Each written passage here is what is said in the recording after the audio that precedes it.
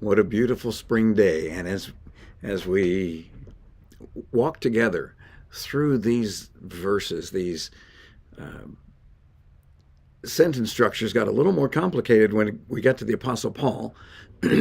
John in the Gospel, Luke in Acts were very straightforward. The Apostle Paul's sentence structure is a little bit more complicated, and so every once in a while we're going to have a large section that's really just one sentence. So it is today. We're looking at the same idea, carrying on with where Paul says, what is the outcome then, brothers? When you assemble, each one has a psalm, has a teaching, has a revelation, has a tongue, has an interpretation. Let all things be done for building up. If anyone speaks in a tongue, it should be by two or at the most three, and each in turn. And one must interpret. But if there is, if there is no interpreter, he must keep silent in the church meeting and let him speak to himself and to God. Apparently, there were some pretty chaotic, confusing assemblies.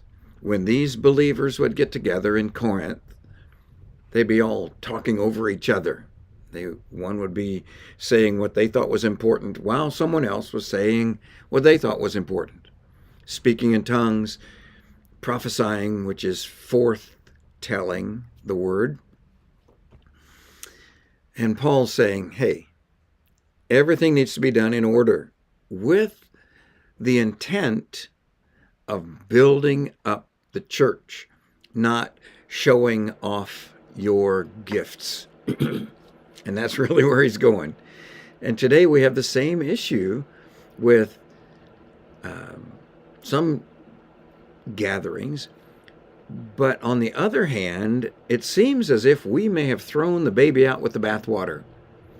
I think it's interesting that Paul did not say, each one of you should sit still and listen to one or two people during the whole gathering.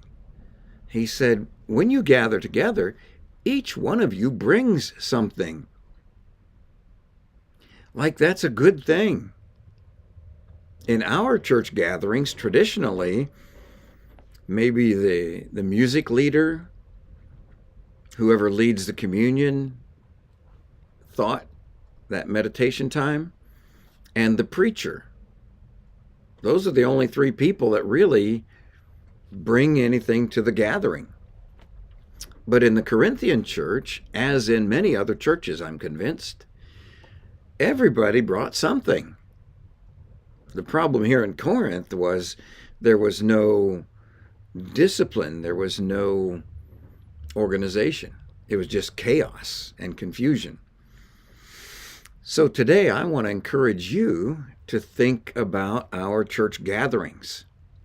Here at Lake Area, I love what we do on the fifth Sunday. And we get about 4 of those every year.